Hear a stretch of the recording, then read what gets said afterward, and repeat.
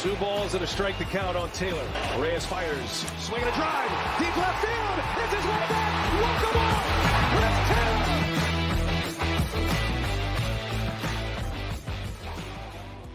What's up, everybody? Welcome into DodgerHeads, presented by DodgerBlue.com. My name is Jeff Spiegel, joined this morning by Daniel Starkand. And look, the Dodgers, I know people aren't coming here for rainbows and unicorns. I'm going to start off the same way we always do, Daniel. First place in the division, half game up on the Padres on a 100-win pace, third best record in all of baseball, second best record in the National League. But as I said, people not coming and tuning into this show today for rainbows and unicorns. The Dodgers are struggling. Those struggles climax in a devastating sweep to the Giants, devastating emotionally more than anything else. So here's a plan for today, Daniel. We're going to talk Dave Roberts' pregame quotes yesterday, which were scathing. We're going to do a deep dive on the last couple of weeks in the Dodgers offense and what has gone on. We'll talk Walker Buehler injury update. We'll look ahead to a 5 games in 7 days stretch that the Dodgers have at home. But let me ask you sort of a big picture question as we enter in here, Daniel. What is your level of concern with the Dodgers right now? 6-9 in their last 15 games. I believe it's even 4-9 in their last 13 games. They're not scoring runs, as we'll talk about. 1 to 10, what's your level of concern? I'd still say it's like a 1. Like, I'm overall, like, big picture, I'm still not too concerned at all. Now, obviously, the Dodgers, are not playing good baseball right now, and you never want to get swept, and you absolutely never want to get swept by the Giants of all teams. So, this is not a fun show we're doing now necessarily, but, these things are going to happen over the course of 162 games. Like, you're not just going to be rolling through all the way through the season. You're going to have points where guys get injured. You're going to have points where you're not hitting. Like, this stuff is going to happen. So it's unfortunate that it's happening right now. But like you said, they're still in first place. As bad as they've been playing, somehow they're still in first place. Like you said, third best record in all of baseball. So until they're in any sort of danger of missing the playoffs or something like that, I'm not really concerned at all. Just because we've seen so many times the Dodgers could be rolling, and then a stretch like they just had happens in the playoffs and your season is over, or vice versa, So it all that matters really is how you're playing in October. And of course you want to win the division because there's perks that come with that. You might get a bye in the first round or whatnot, but all of that is still ahead of the Dodgers. They're still in a really good spot right now. They still got 12 games left against the Giants, 16 games left against the Padres. Hopefully their best baseball is still ahead of them. So that's why I'm not overly concerned. At the same time, though, this was not a fun weekend by any means. Yeah, no, I hear you. And it was funny because Matt and I did the post-game show on Saturday, and obviously people incredibly frustrated about that one. And there was talk of Dave Roberts' job security. There was talk of whether the Dodgers need to shake things up on a hitting coach. And I really was sort of live verbal processing with people for myself, saying, how do you balance a level of concern for a team that, if you zoom out and say they've played, 60 games, I think it is, or something like that. Let's see. Yeah, 60 games on the nose. They played 60 games. They are at the top of baseball in just about every metric you would want to be at the top of baseball on. On the largest sample size that we have, 60 games, they're scoring more runs per game than anybody. Their pitching is as good as anybody. Their run differential is no longer first in baseball, but it's second in baseball. As I said, they have the third highest winning percentage. 60 game sample tells me I have nothing to be concerned about, especially when you say some of these guys that the Dodgers count on and you expect to figure it out haven't. And yet I'm also weighing all of that with what I've seen the last 2 or 3 days, what I've seen the last 15 days, and saying it's not fun. It's not enjoyable. It sure seems like something is broken and something needs tweaking. And so I empathize with Dodger fans that sit in the tension of those two things where you say, big picture, I'm with you, not concerned. This team is going to be fine. It's kind of like until I see them fail miserably, I'm never going to believe that's going to be their future. And yet you get swept by the Pirates, you get swept by the Giants. And how do you sort of balance the short term versus the long term is the bigger question. So let's talk briefly about this weekend. Then we'll zoom out a little bit and talk a couple of days. The Dodgers, the reason people are concerned, the thing we will be talking the most about on this show is the Dodgers offense. They score 4 runs in 3 days against the team that came into the series with the 19th best ERA among starters, 25th best ERA among relief pitchers. By the way, that team was missing 2 of their 3 best starters in the series. Even Rodon, who dominated the Dodgers, had an ERA of 6 in the 5 starts heading into this one. And yet on Friday, just 6 hits and 2 walks against the Giants. Jacob Junis shuts them down. They go 0 for 4 with runners in scoring position. That's going to be a theme of this show, as many of you could have expected. Saturday, they go 5 for 28 with runners on base. They put a runner on base either in the first or second at bat of every single inning. They load the bases with no outs. They load the bases with 1 outs. They score 0 runs in either of those outcomes. They score just 2 for the game, and they lose by 1. And then on Sunday, they go 0 for 10 with runners in scoring position. Again, 4 leadoff hits. 3 of those were doubles, and they get shut out. So when you look at these 3 games, and again, we're going to zoom out to 2.5 weeks here and get ourselves a bigger sample size in just a moment. But when you look at the Friday, Saturday, Sunday performance, Daniel, what kind of jumps out to you? What's maybe the most alarming or concerning? Yeah, I mean, I think you just laid it out. It was their inability to hit with runners on base and runners in scoring position. I mean, you just said it. It's not like they had a problem getting guys on base. Like, there is traffic on the base paths every inning, and it was just like no one could get that big hit to get them over the top. No one could hit that big home run that, they needed. Like, I think Gavin Lux hits a home run Friday night, and then after that's the only home run the whole series the Dodgers hit. Freddie got one on Saturday. Oh yeah, that's right. Freddie got one, which we would have preferred in a bigger spot than the one he hit. A couple innings earlier would have been nicer. Yeah. But I mean, so there was a bit of a power outage and just no one coming up, with the big hit they needed. I mean, we'll get into Mookie, but he's I don't know if anyone could go from being hotter in the month of May to colder in the month of June. And we've said over and over and over again that this offense kind of comes and goes with Mookie. Like, if he's setting the table at the top, getting on base, getting big hits, then this offense is going. Well, when he's not doing that, then this offense has really struggled. That's been the case, ever since he came over here in 2020. So that's part of it. Like there was one, I believe it was in the Saturday game in like the 7th or 8th inning. They got bases loaded, no outs. Yep. Freddie Freeman swings at a ball at his shoes, almost strikes out. Then Trey Turner, goes after the first pitch and hits into a double play. Like, if you give me bases loaded, no outs with that part of our order coming up, like, most of the time I'm going to feel, pretty good about it. But this weekend was the case where it was just like no one could come up with that big hit. So it's frustrating, but like you said, I guess there were some positives to take away. Like, guys are still getting on base. Like, it's not like it's not like it's just 1, 2, 3 every inning and no one's doing nothing. No, it's just they just need that 1 or 2 big hits, and who knows, like, things could have changed this weekend if you get just literally 1 or 2 big hits. Like, it's not like the pitching staff was necessarily getting rocked. I think Friday was kind of its own performance, but Saturday and Sunday, overall, the pitching staff did well of kind of keeping the Dodgers in the game, like keeping that deficit at 1 or 2 runs to give the offense a chance. And at the end of the day, just no one got that big hit that they needed.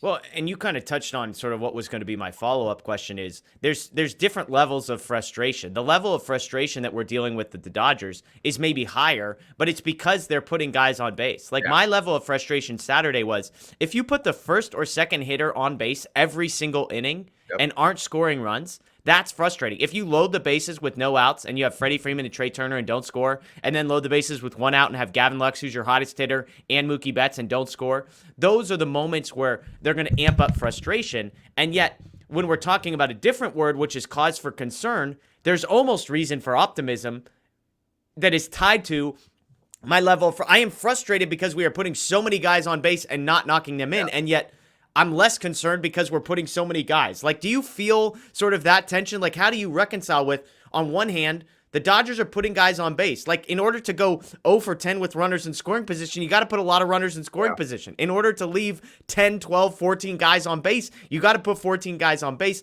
which are things that I think are positives for the Dodgers. And look, we could get into a whole philosophical question about sequencing. And, I've had friends that told me clutch is not a thing. It's just a matter of you're going to get, 1 for 3, and there's no difference between going 1 for 3 with a guy on third and a guy and nobody on. It's just kind of like luck of the draw of when that hit comes, kind of a thing. And we don't need to get into that, but do you feel that tension between I'm frustrated because we're putting so many guys on base, which is maybe why I'm not as concerned as I would be otherwise?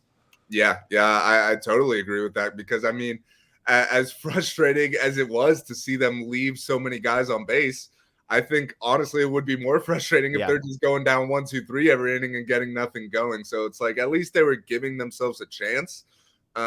But at the end of the day, you still got to get that big hit. And I'm kind of I kind of agree with what you were saying. Like, I think over the course of a 162 game season, like these things are going to even out. Like, you're going to have points where you're not getting any hits with runners in scoring position. And then you're going to have, points where they just keep coming and coming and coming. And I think that's why when you look at the Dodgers overall offensive numbers, like on the season, they're still at the top or near the top in basically every statistical category. Yeah.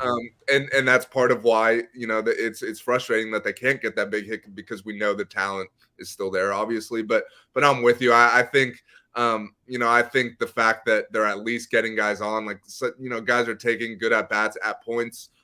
That's a slight positive to take away, even if it doesn't make us feel any better right now in the moment after losing, the way they did. It at least makes you a little more optimistic long term, I'd say. Yeah, and I think I'll close this segment with this. Like, I think of it in sports betting. When you're betting on sports, you are trying to predict what is the most likely outcome of the future, and you can base that off of, like, if you want to bet on Mookie Betts to get a hit, you could look at his season numbers and say that's a great bet, or you could look at his last 2 weeks number and say that's a terrible bet.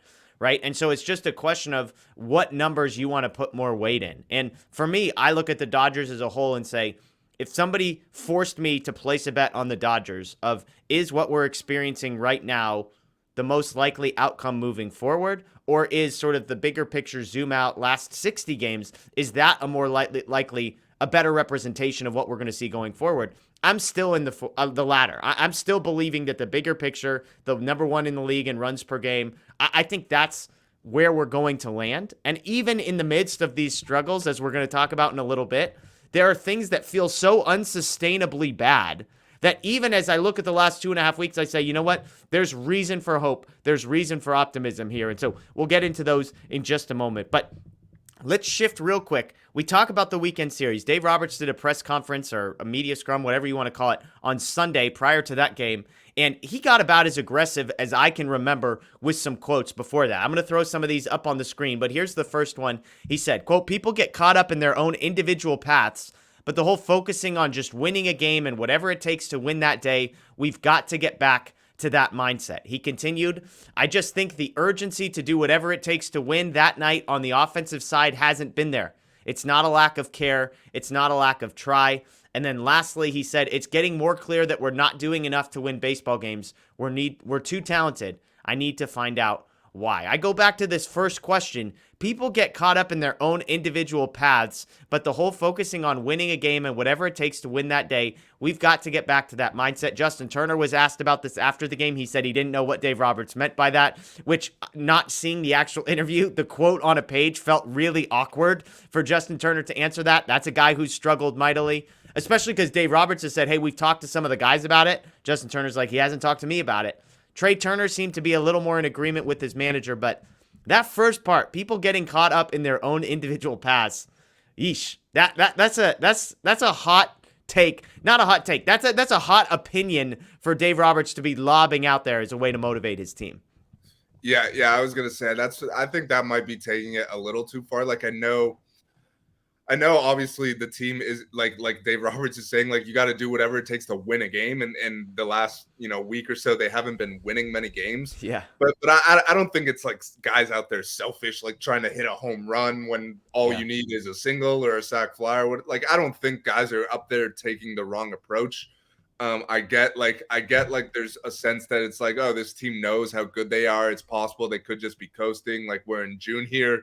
They played 60 games. There's still 100 to go. Like, you're not going to have necessarily keep a sense of urgency for 162 games. Like, there's going to be low points where I don't want to say you stop caring as much, but you're just kind of like, oh, like, if we'll get them tomorrow or whatever. But I'm not necessarily seeing that from this team. Like, I think some of it could just be pressing. Like, guys want to do too much. Like I don't know if you could put the second quote back up there that Robert said, but the part where he said, like, it's not a lack of care, it's not a lack of try. I agree with that. And honestly, like, something like with hitting, it's not like you could go up there like trying as hard as possible. Most of the time, if you go up there trying too hard, you're gonna fail. Like, you need to kind of relax in the box and let the game come to you and not try to swing. Like, to me, that Freddie Freeman at bat when he's swinging at the 3-2 pitch out his shoes, that's probably him trying too hard. So I don't think it's a case of, like Dave Roberts is saying, it's not a lack of care or a lack of try. So I thought those quotes were interesting. I guess I like that he's fired up a little bit, because I think a lot of times, we see him go up there and talk about how, he kind of downplays the struggles, and he says, I like that matchup. I trust our guys in that spot. They just didn't get it done. And I think fans get frustrated when he does that too. So I guess I like that he's firing up, trying to fire them up a little. But I don't necessarily think it's that guys, are thinking like individually going up there trying to hit a home run. I haven't really been seeing that. Yeah, what's interesting is, so he makes these comments on Sunday with Saturday's game fresh in his mind. Saturday was the game I watched most intensely, took the most notes on. I mean, the Dodgers were 5 for 28 with runners on base. I've said this multiple times. I can't get over it. If you put the leadoff man on or the second hitter on in every single inning and score as few runs as they do, but how many of those innings did the leadoff guy get on and just stand at first base? Like, look, this is not Jeff, like, let's bunt some more baseballs and that kind of thing. But I think what Dave Roberts is getting at when he says guys are getting caught up in their own individual paths, I'm wondering if it's an idea of, how do we not move that guy along? Like, how do we not hit the ball to the right side or something when a guy's on second base with nobody outs? Like, how do we not at least put the ball in play in an effort to move guys along the bases? Again, I'm not asking for bunts. I'm not asking for sacrifices, that kind of thing. I just wonder if, how does 9 times in a row do you put a guy on first base that early in an inning? And I mean, look, I don't have the numbers in front of me. It felt like 6 times, the guy just stayed there. They never even advanced into second base. Like, the Dodgers had like 10, I think, at-bats with runners in scoring position. They had 26 at-bats with guys on base. So a lot of time the guy is just standing over at first base. I wonder if that's what he's focusing on.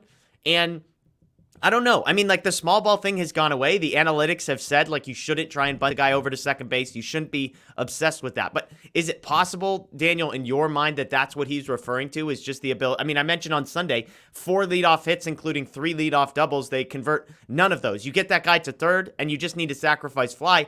That seems like a pretty mathematically, like, not challenging thing to do. Put the ball in play to the right-hand side and then hit a fly ball, and the Dodgers score 0 runs.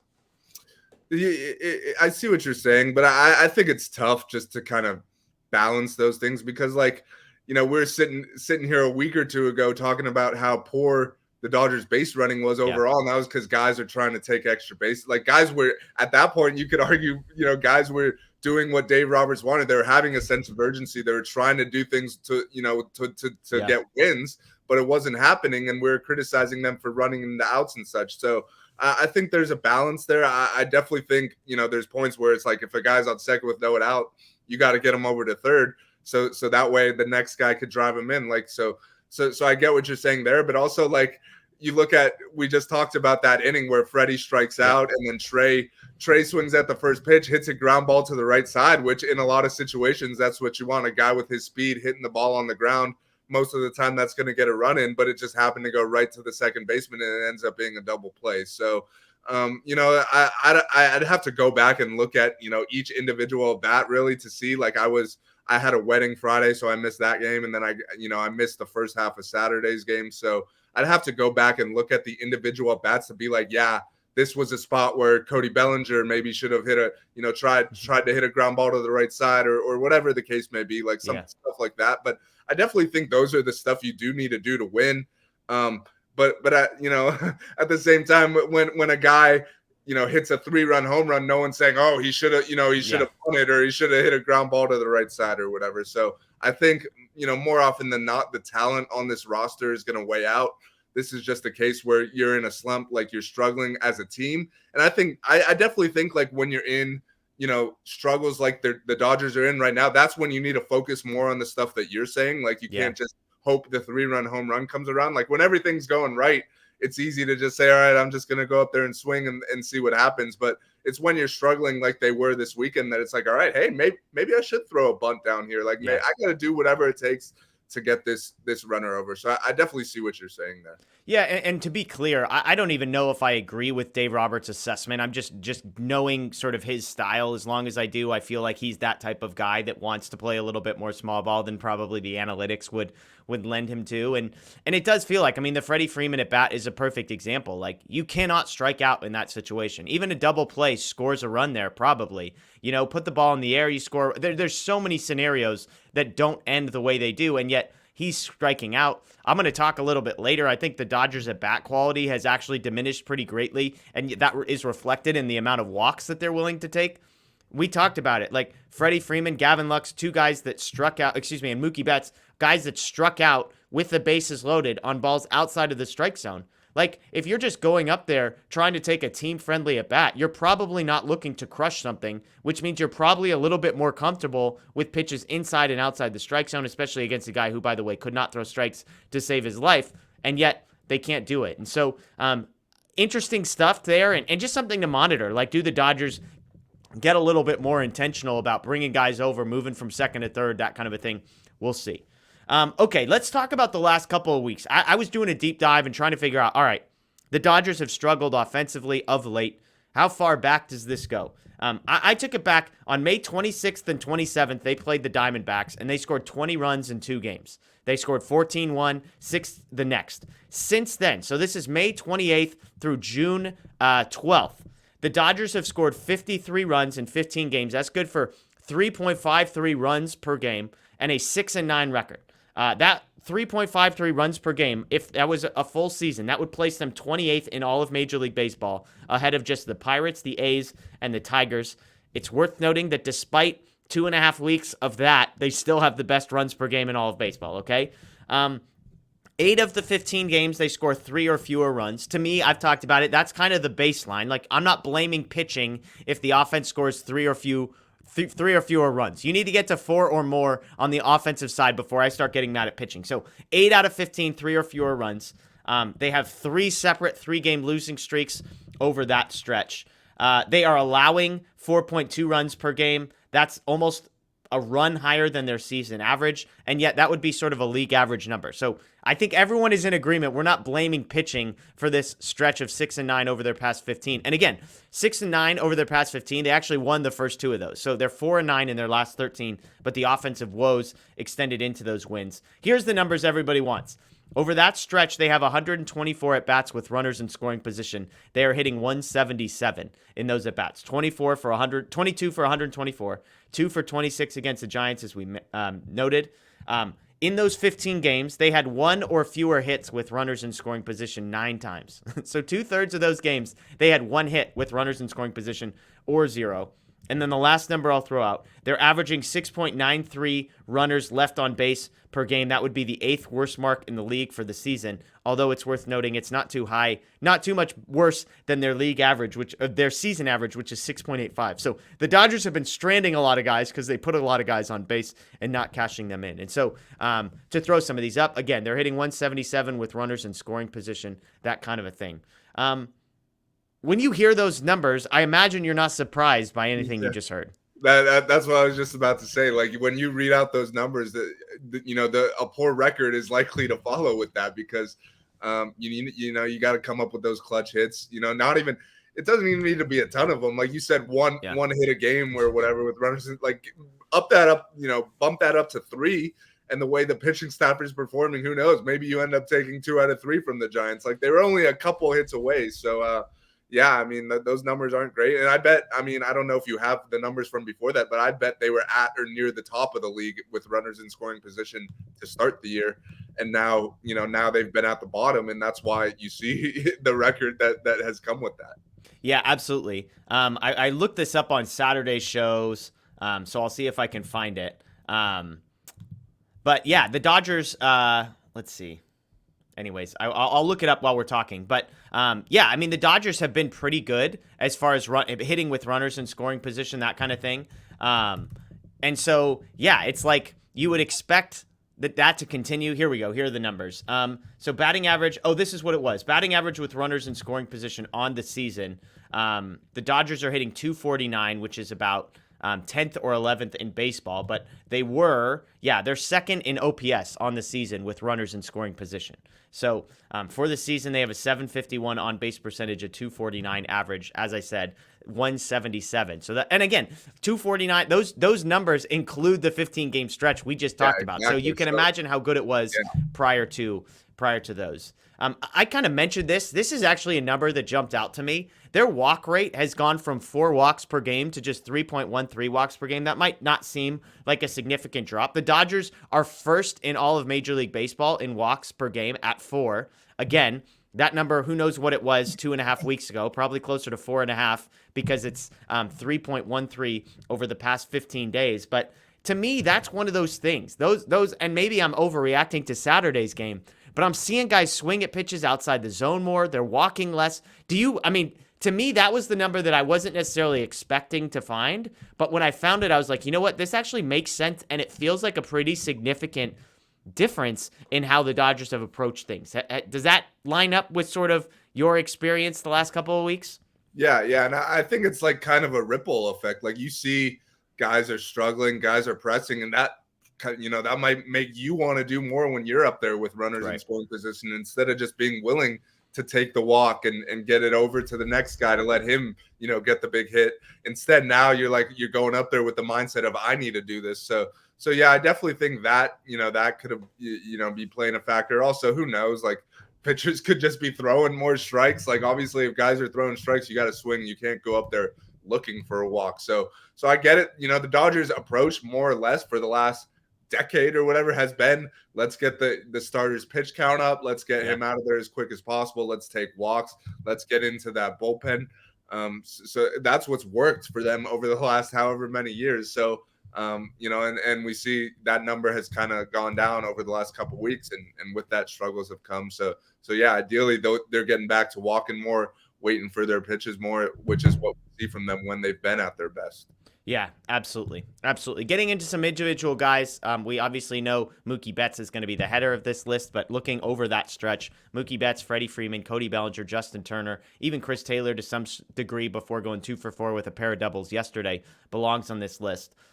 You've heard the Mookie numbers a ton. He's 2 for his last 31, 0 extra base hits, 1 walk, and 5 strikeouts over that stretch. He had been hitless in 5 of his last 7 games. His last multi-hit game was June 4th. So we're talking 9 days ago as we record this.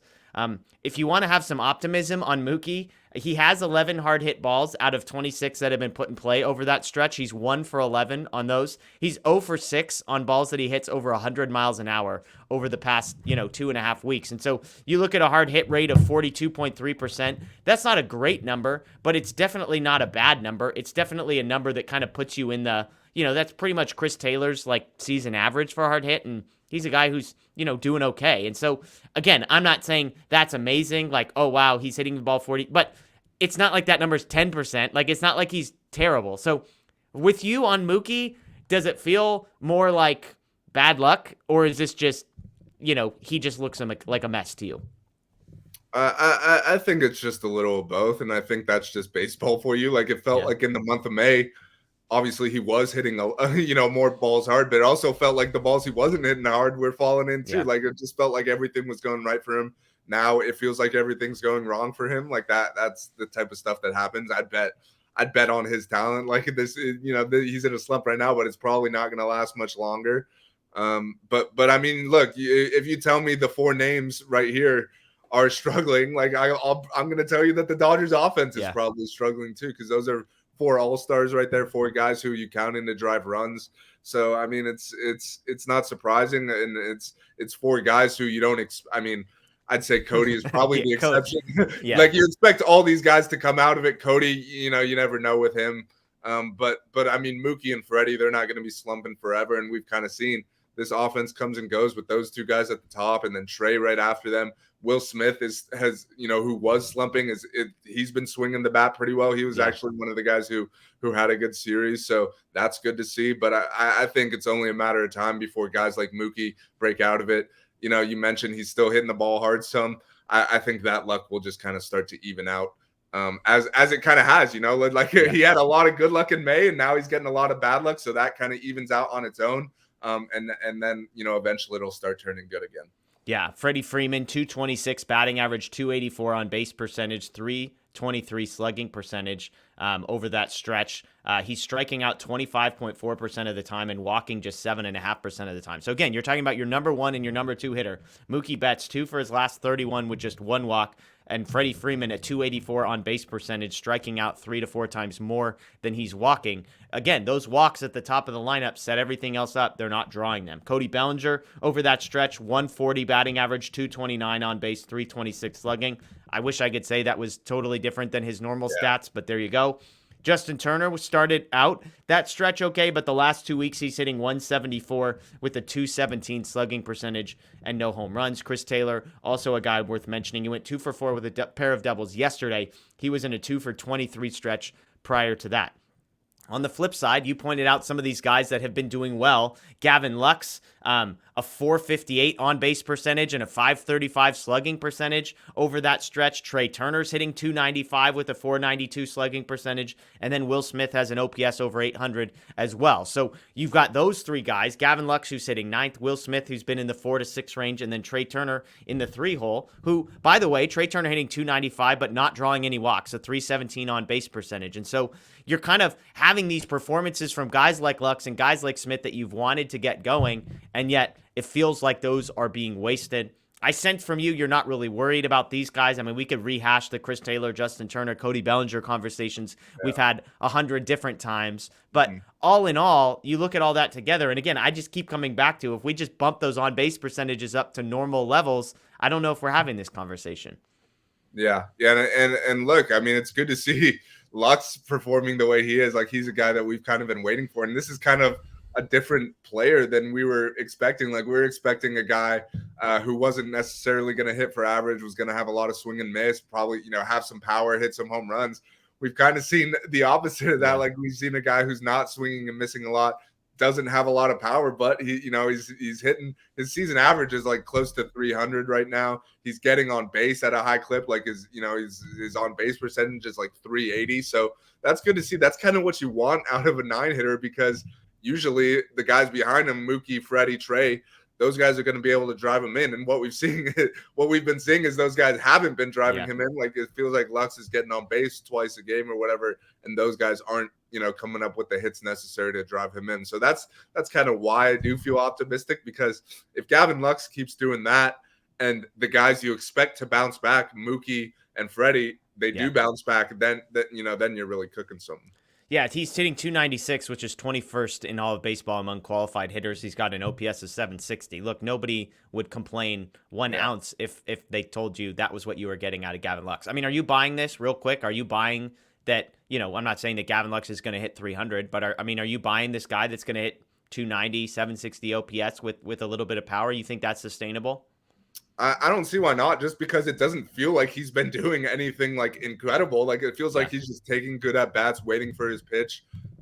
So yeah, I think it's sustainable. I don't know if he'll hit 300, but like in the 280 range is fine. I would expect more power to come, honestly. Like, he hits the home run against the Giants. I think that was just his 2nd home run all year. So I would expect a little more power to come. And hopefully he just keeps getting his hits the way he has been. Yeah, he's got a fascinating StatCast page when you look at it. I mean, his expected batting average, expected on-base percentage are all sort of above average, 70th percentile for expected batting average. The strikeout rate is good, 71st percentile. The walk rate is good, 80th percentile. The whiff rate is good, 83rd percentile. He's not chasing, 95th percentile. The sprint speed is 93rd percentile. So it's kind of, you track all that. Okay, you're not swinging and missing. You're putting the ball in play, you're not chasing, and you run fast. Like, that's sort of on the flip side, 9th percentile average exit velocity, 20th percentile for hard hit percentage. And so that's why there's been no power. He's not hitting the ball hard. The expected slugging, the barrel rate, all those numbers are bad. So quality of contact numbers are bad, but speed and sort of eye are good. And so it's almost like which of these is going to give first. You look at some of his previous years, and I think there's reason to believe, not that he's going to be amazing, but last year, 61st percentile for exit velocity, 43rd percentile for hard hit rate. Like, if you can just get to those, if you can get to league average on that stuff while keeping everything else the same, which, again, 87th percentile last year in chase rate, then I think you're starting to see sort of the overall picture with a guy like Gavin Lux and saying, all right, this might actually be sustainable. Maybe this young guy, by the way, let's keep in mind that he is young, 24 years old, is tapping into sort of the prospect status that we had seen with him. So we'll see if that progresses. But as we say, if the Dodgers are going to break out of the slump, Will Smith, Trey Turner, Gavin Lux, those guys getting things going would be huge. Shifting gears here a little bit, let's talk about the other major storyline of the Dodgers of the past few weeks, and that's Walker Buehler. The report comes out on Saturday night. As Matt and I were doing our live post-game show, Dave Roberts announced that it is a elbow strain, so not a tear, no Tommy John surgery imminent, as far as we've been told, but he will not pick up a baseball for 6 to 8 weeks. Fabian Ardaya makes the point that typically if you're out 6 to 8 weeks, it means it's a 6 to 8 week buildup. So you do the math there, and you're talking about September at the earliest for a guy like Buehler. Roberts has said we haven't ruled out a return this year, but you imagine they're going to be careful with Buehler and not take any chances either. Your immediate reaction to this news, to everything that happened Friday and then again on Saturday? Yeah, I mean, it sucks. I'd say it's not worst case scenario. Like you said, it looks like he's avoided Tommy John surgery, at least for now. We'll see how the elbow responds to not throwing for a couple months here. But, it's unfortunate. He's a guy, he's had Tommy John already, so he's kind of been through this before. So anytime a guy who's had Tommy John has another elbow issue, you get worried, of course.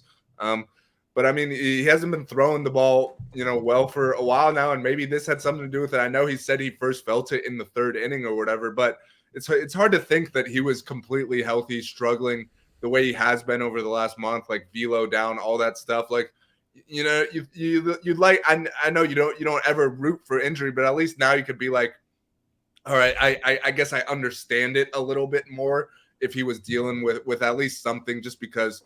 Obviously, your elbow, your forearm, all that stuff, that's the most important thing as far as your arm goes for a pitcher. So if that stuff is not right, you can't expect to get outs at the big league level. So, I mean, I just wish him a speedy recovery. He's obviously a guy who has come up big time and time again in October. So when the playoffs come around, that's a guy you want in your rotation. And who knows, he still could be back. Like, and honestly, who knows, this could end up being, the best thing for him. Like we saw last year, he stays healthy the whole season, which meant he threw over 200 innings for the first time. And I think we kind of saw the effects of that in October. Like he probably had his worst October with the Dodgers, and it's hard to blame him. He was pitching on 3 days rest.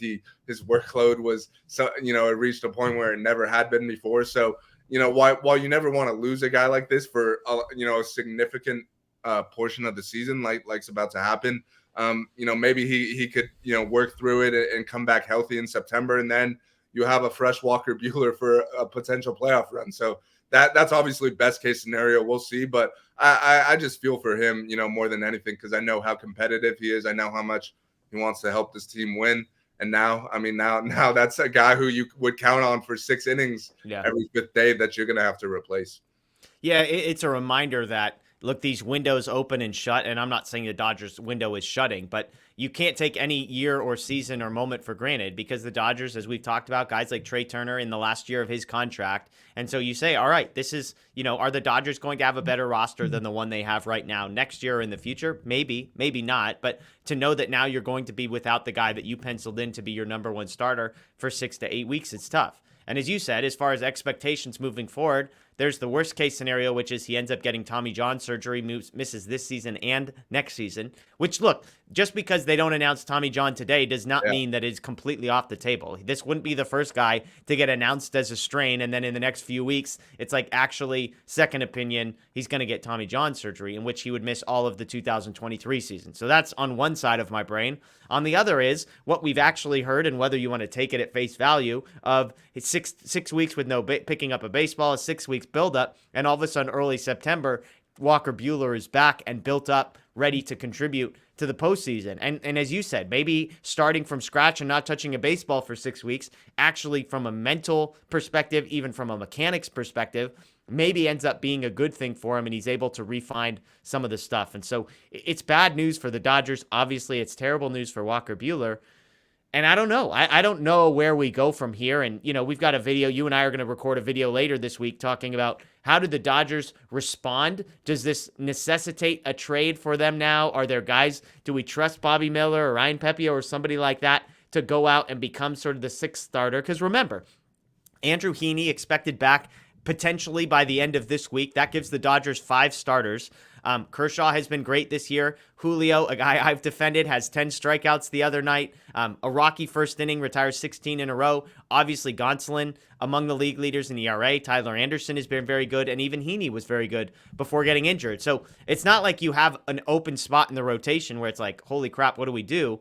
And yet, without diving too much into it, I'm not sure either of us are saying I'm going to count on all 5 of those guys replicating the results we've seen this season moving forward. Is that fair? Yeah, not only can you not count on them replicating the results, but you also can't count on all those guys to stay healthy. I mean, you look, Kershaw and Heaney have already been injured, like they're just coming back. Julio, I mean, we know where he's at as far as like he's coming off a season in which he threw a career high in innings. Yep. He's on pace to do it again. He hasn't missed any starts this year, and he's had his arm issues in the past. So that's someone who in a perfect world, you'd like to limit his innings, but we're again in a spot where you don't really have that luxury. Tyler Anderson, he's obviously having a career year, but he's always been kind of more like a league average or slightly below guy. So you don't know how long necessarily that's going to last. I think he's probably the most durable of the bunch, at least.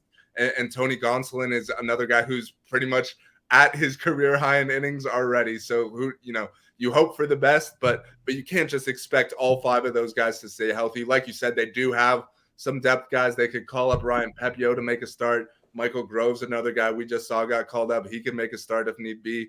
Who knows? Mitch White, who didn't exactly perform at a high level, I'd say, but he's a guy that if you need to make a spot start, you can. But I still think as the trade deadline gets near, you're going to have to acquire some sort of arm. It doesn't necessarily have to be a high-end arm, but you're going to need some sort of arm just because you want to avoid what happened last season, which was when they're having a bullpen game here, a bullpen game there, and then everyone's worn out by the end of the season. You need guys who could at least eat some innings for you. So I definitely think that'll be something to keep an eye on. We'll see how Heaney looks when he comes back. We'll see how Kershaw, if he could stay healthy. He pitched 4 innings the other day, but we'll see as he builds up. If his arm holds up. So we'll see there. I think, if you look at the 5-man rotation they do have, it's still pretty good. But I just don't think you can necessarily bank on them all staying healthy. Yeah, and I think it's sort of exacerbated by the fact that the offense is struggling right now. And so normally you would say, hey, if this team's going to score 6 runs a game, you're not too worried about who your 4th and 5th starter is. Mitch White, fine, we'll just outscore the other team. When the offense is scoring 3.5 runs a game, you start to worry a lot more about who's in that number 4, number 5 spot. Worth noting, a bunch of people on the live show the other night were asking about Dustin May. Juan Toribio had this. Dodgers manager Dave Roberts says there's no update on May. Still expect him back at some point this season, but there's still, quote, a ways to go before that happens. Quote, until he starts building up and gets really gets close, it's just really not on our radar, he said. So May was expected to throw some sort of a bullpen in late May. As far as I could tell, I haven't seen that update ever come. So maybe he threw it and it just didn't get reported. Maybe he hasn't thrown it yet. But if you're expecting Dustin May to be sort of an answer at the end of the season, that would be another one that might fall more in the not likely than more likely category there. All right, last piece. Let's shift here. The upcoming week. The Dodgers play just 5 games in 7 days. The Angels come to town for a 2-game series, and then the Guardians come to town for a 3-game series this weekend. Before we get into matchups, it feels like a pretty good time for the Dodgers to have a Monday, Thursday off day. Don't you say, Daniel? Yeah, definitely. I mean, we know they just had that stretch where they played 31 games in 30 days or whatever it was. So at least that stretch is behind them. They got some off days here. That helps you kind of maneuver your pitching staff. It gives your key bullpen guys days off. So yeah, that's definitely huge. And like you said, it couldn't come at a more perfect time. Like I feel like today is a day that everyone definitely just wants to kind of reset a little bit and then get ready for the Angels coming in tomorrow. Yeah, and with the pitching stuff we just talked about, I mean, guys getting, if you can go to a 5-man rotation, with Heaney by the end of the week, then you're talking about guys getting a lot of extra rest. Kershaw, Urias, guys like that you'd think would need it.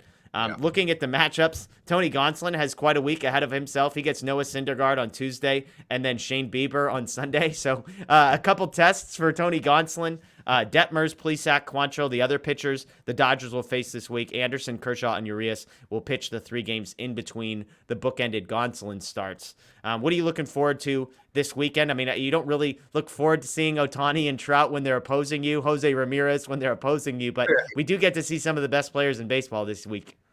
Yeah, I mean, I think the Angels' struggles are well documented at this point. Like, they just had that long 14-game losing streak or whatever. They fired Joe Madden. Not much change. Like, they just lost, I believe, 2 out of 3 to the Mets. So they're not exactly playing great baseball right now, which you normally think is a good thing. But also at the same time, like you just said, you look at the talent that's over there. Like, you look at Trout, Ohtani, Rendon, all those guys, Syndergaard's pitching. So I mean, it should be another hard-fought series, and you're gonna have to come up with hits and runners in scoring position, because I promise you, if you do the same thing you did against the Giants, the results probably are not going to be much different. And then against the Guardians, just don't pitch to Jose Ramirez, as far as I'm concerned. My fantasy team needs us to keep pitching to him, so maybe he hits a couple solo home runs. Maybe we get that in there, steals a couple bases, and doesn't cash in. But I mean, going back to Gonsolin, I'm curious. This is just funny to me. Like, what's it like for Tony Gonsolin to wake up on Sunday morning? He pitched a couple days earlier. He starts to look ahead, and he realizes, oh crap, Syndergaard, Trout, Ohtani on Tuesday. And then he looks one step further and he says, you got to be freaking kidding me. Shane Bieber and Jose Ramirez on Sunday. I mean, like, I imagine there's part of you that gets fired up, but there's got to be part of you that's like, really? Like, I can't get one of these other, like, we couldn't, Jacob Junis and a bullpen game couldn't have been on the agenda for this week? Yeah, I mean, I'd hope to think, at this point, with the way he's been pitching, he looks at it as, I'm as good as those guys and I could pitch with those guys. Luckily, I guess he doesn't have to face them hitting anymore. So I guess he's happy about that. But yeah, I mean, that's going to be a good challenge. And I guess, as looking from the Dodgers perspective, like, going up against the other team's best right now, Gonsolin's the best guy we got to throw out there. So I guess that's a good thing. Yeah, absolutely. Absolutely. All right. Well, let's end it the way we always do. Let's talk about some predictions. I do want to note that I predicted a 1-2 result against the Giants, so I don't feel great about that, but at least I felt like I was closer to reality than normal for myself. 2 against the Angels Tuesday and Wednesday. Again, Gonsolin versus Syndergaard and Anderson versus Detmers. An off day Thursday, and then Kershaw versus Plesac on Friday. That's an Apple TV game. Saturday is a Fox game, Urias versus Quantrill, and then Sunday at 1:10, Gonsolin versus Bieber. Did the Dodgers bounce back this five game week? Daniel, did we get above 500 for the week? I mean, ideally 4-1 sounds like a nice little week there. Like, you take 2 from the Angels, then you take 2 out of 3 from the Guardians, or you split the Angels and then sweep the Guardians, who, outside of Jose Ramirez and Shane Bieber, they don't got a whole lot over there. But the way we've seen the Dodgers play, it's not like you could just look and see like that they got a soft opponent and expect wins. But I do think they're going to bounce back this week. I think, coming home is a good thing. I think having 2 off days mixed in there to help kind of reset, I think, is a good thing. So I'll say they're going to have a 4-1 week. Worst case, hopefully, 3-2, we'll take that. Yeah. Anything worse than that, though, and we'll be sitting here next week, harping the same, a lot of the same tune as we are now. Yeah, absolutely. Guardians 29-27 on the season. They have won 7 of their last 10, coming off a win in their last game. And so the Angels, on the other hand, 29-33. As you said, at one point they were very good. They lost 14 in a row.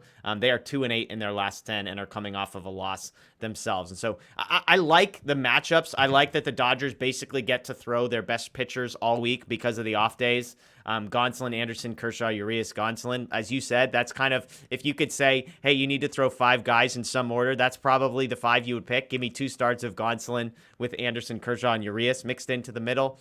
And so hopefully you get Heaney back for the following week, because, again, they do have an off day on next Monday as well. So it's really 5 games in 8 days for the Dodgers. So a good chance for them to get to reset as they head into this sort of last few weeks into the middle of July before you get to the All-Star break. But I'm going to go 3-2. I don't think that the Dodgers, I'd like to say an off day is going to reset some things. Maybe there's this team meeting that sort of hasn't been scheduled yet, whatever. But I'd like to think that the offense gets going a little bit. But I do think these are 2 pretty decent teams, and the Dodgers haven't shown me enough to say that they're going to come out and just dominate for 5 games. So I'll go 3-2 for the Dodgers against the Angels and the Guardians this week. And who knows? I mean, if that's the case, I'm imagining the next time we get together, the Dodgers might not be in first place if they go 3-2 this week. I think they'd need better than that to hold off the Padres and even the Giants, who are now just 3.5 games back. So, so we'll see. We'll see. Well, hey, everybody, we appreciate you joining us. As always, make sure you're subscribed here on the YouTube channel. Make sure you ring the notification bell so when we do post, we got a Walker Buehler video coming up this week. The plan is to have Ryan Pepio come back on the show. We are scheduled for last week. We rescheduled for this Friday. So crossing our fingers we get that one. But I'm excited to talk to him about his major league debut, what that was like, a couple outings, what he's learned from himself. He's gone back to AAA and pitched really well last week. So we'll see if we can get him on the show, but tons of content. So make sure you've got the notification bell rung so that you get that. If you're listening to us on podcast, we appreciate it. I'm sure you are already subscribed, but please go in, rate, review, comment on the show. Those are all metrics that really help us out, get the word out, let people know that we've got stuff going on. And then, of course, home series this week. So DodgerBlue.com, DodgerBlue1958 on social media. We'll have all of the coverage you need. Tons of post-game press conference stuff on YouTube as well. So with that, thank you. That's Daniel. My name's Jeff. We appreciate you. We'll see you next time.